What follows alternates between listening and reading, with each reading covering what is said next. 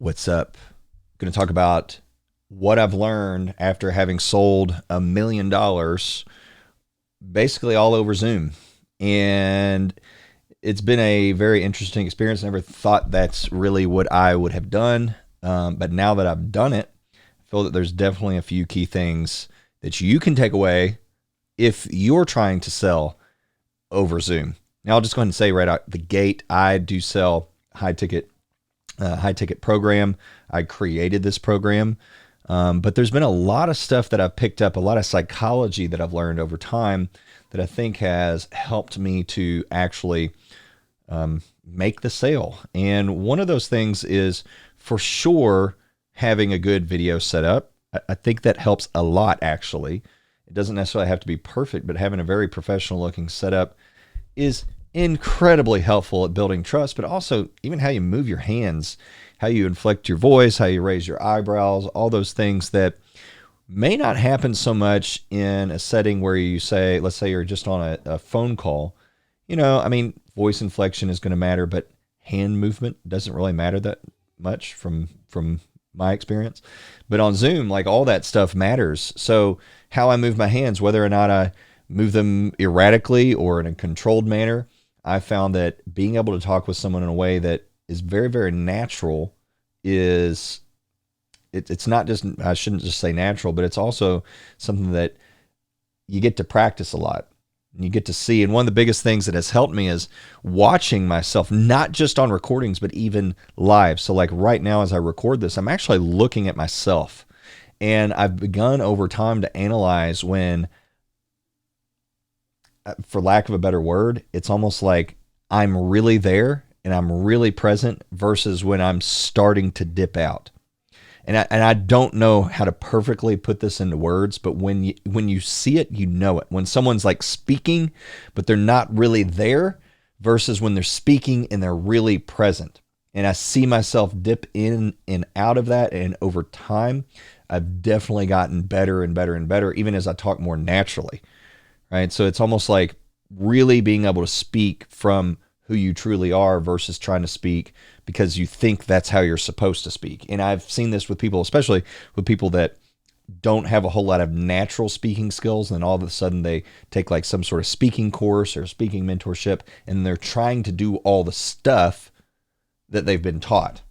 And it's almost like they're masking. It's like a mask they're putting on, where if you've ever seen someone speak and you have that sense that you're really coming in contact with that person, that is incredibly powerful over Zoom. So hand movements play into that, but it's more than hand movements.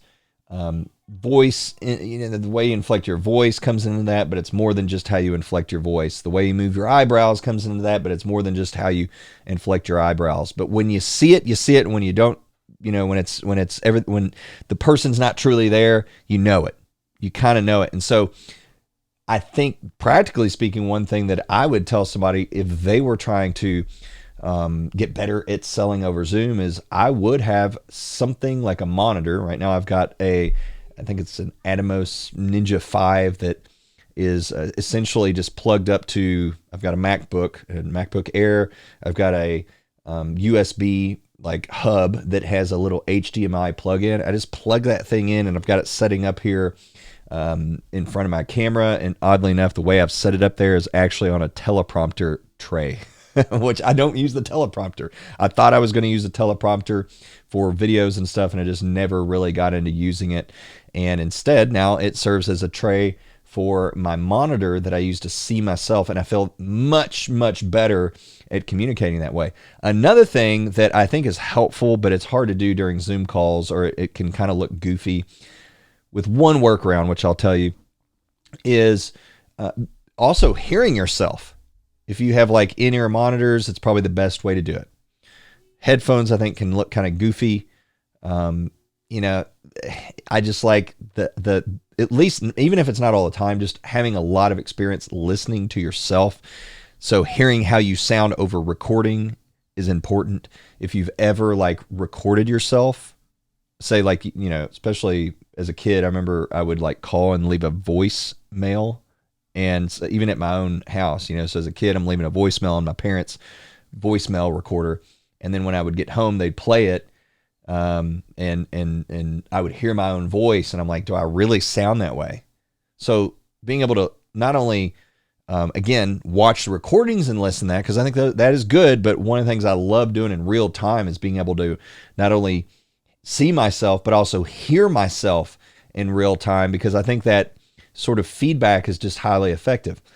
Another thing that I found that has been helpful with Zoom is being able to have a script, but knowing that script is not necessarily going to make up for my lack of genuine curiosity. On Zoom, people can see it too much. Going back to the previous points I've already talked about. Genuine curiosity is incredibly powerful. And if you genuinely stay curious, number one, you'll probably talk less, and instead you'll ask more questions, and you'll get deeper to the root of an issue. But you'll also just look more engaged in the conversation. So again, going back to the first point of, hey, you got to look like you're really there. Being curious is one of the most powerful drivers of being present.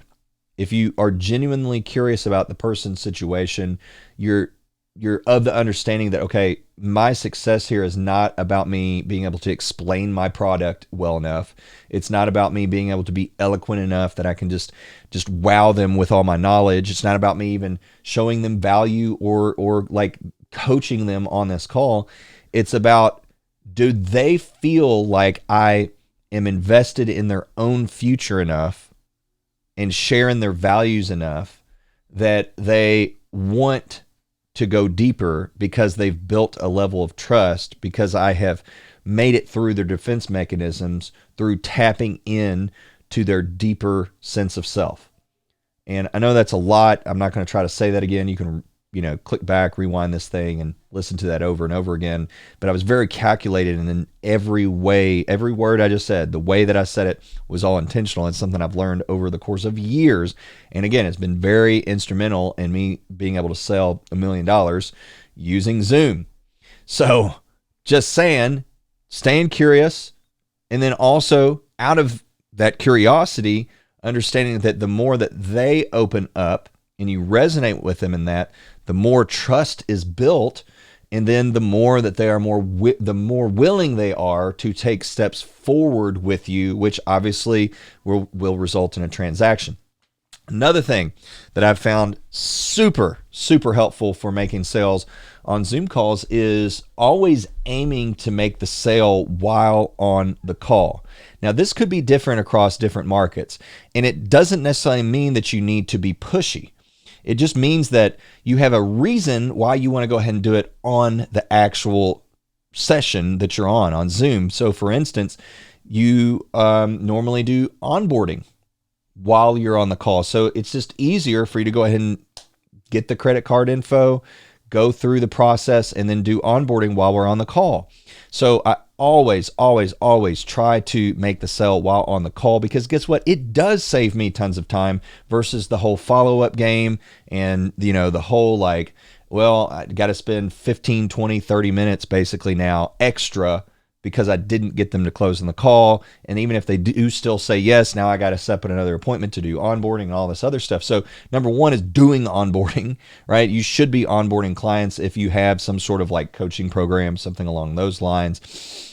And onboarding is incredibly powerful, and it's a good reason for them to go ahead and pay and do it now. And you can even experiment with doing things like having, say, like a fast action bonus because they're choosing to go ahead and onboard now versus if they were setting it up some other time. And obviously you would have to come up with what that would be, additional coaching, or, maybe they get like some sort of bonus, whatever value added bonus. I don't like to do discounts on anything, but I think a value added bonus of some sort is worth throwing in there. So again, one of the things that helped me on Zoom drastically, I believe, at least from all my experience, has been giving them a reason to, and then closing while on the Zoom call.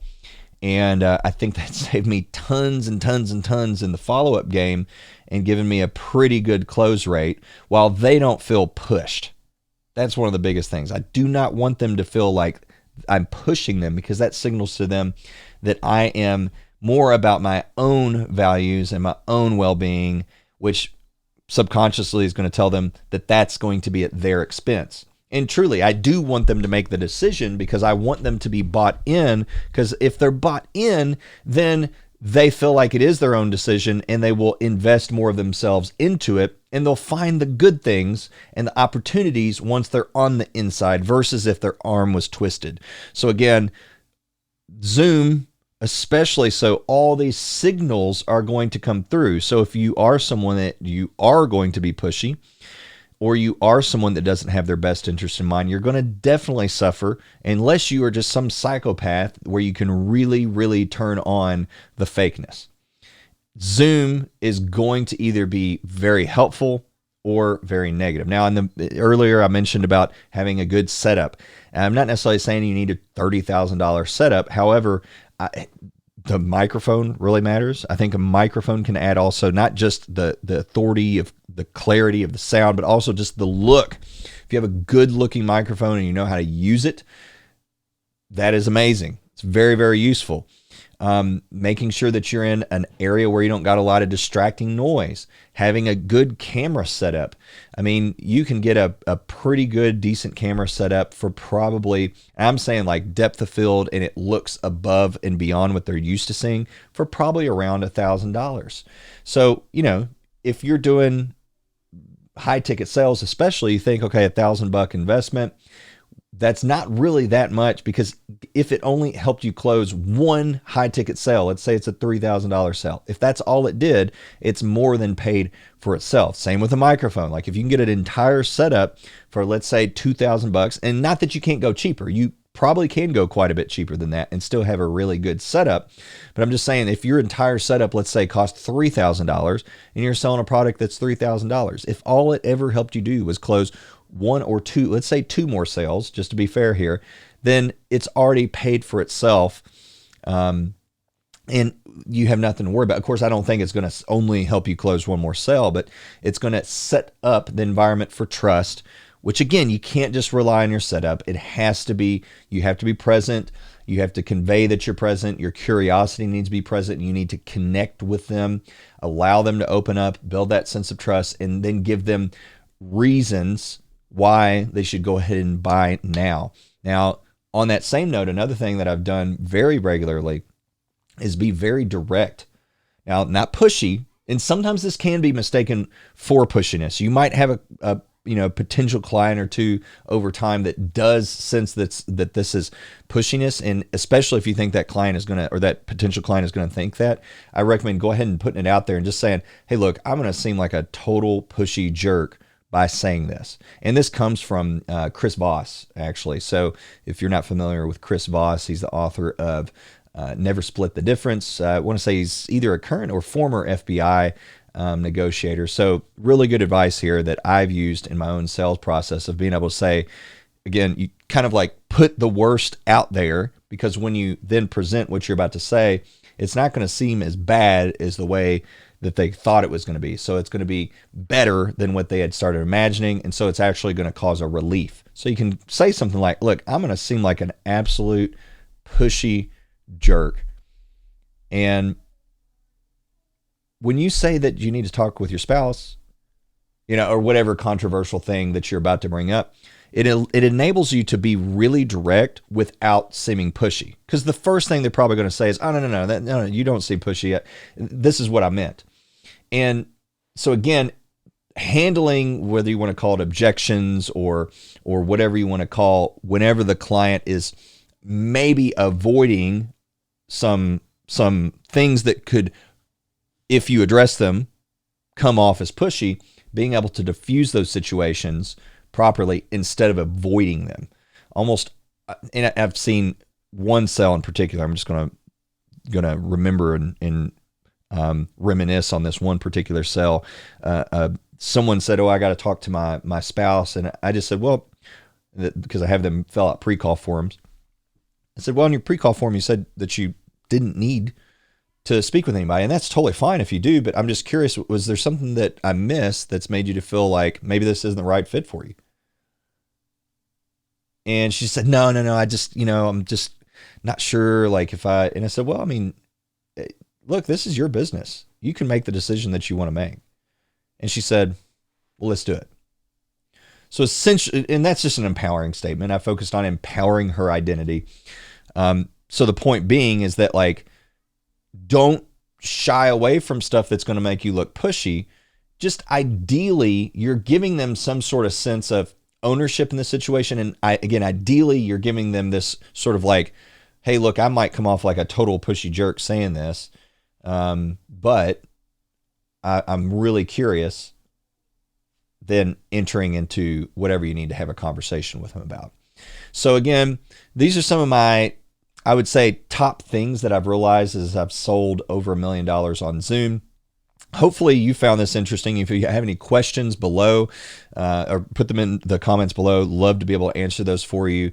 And hopefully we get to interact a little bit. And let me know if you like this. There's probably about 10 other things that I could add into this. So this is definitely not a comprehensive, hey, here's what I've learned. It's just kind of like a, hey, that would probably make a good video. Here's some of the things that I've learned selling $1 million over Zoom. So if you'd like to hear more of this content, definitely let me know in the comments below. Even if you just say something like, part 2, please, then that'll let me know that you're interested in more of these types of lessons. I'd love to go, for instance, deeper into what I call identity-based selling, where we actually give them a sense of security through giving them little, I call them identity markers. So we put up specific options for them to be a certain type of person. They can be a number 1 or number 2 type of person. So again, if you'd like to hear more on that type of stuff, let me know in the comments below. That'll be it for this video.